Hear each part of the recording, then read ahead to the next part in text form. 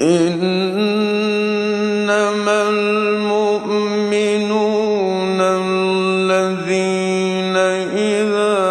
ذكر الله وجلت قلوبهم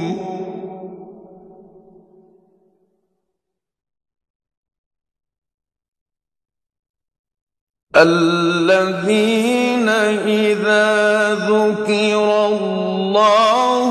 وجلت قلوبهم وإذا تليت عليهم آياته زادتهم إيمانا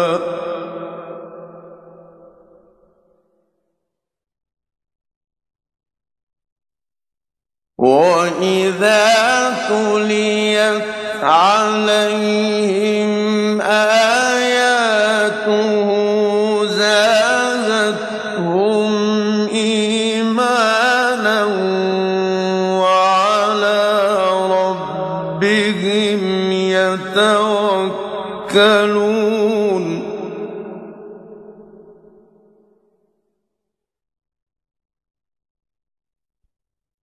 الذين يقيمون الصلاة ومما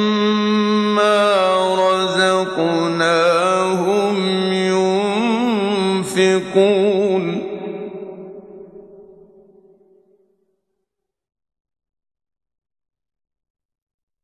أولئك هم المؤمنون حقا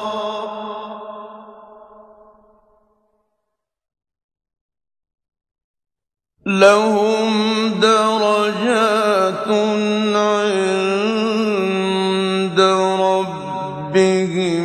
ومغفرة ورزق كريم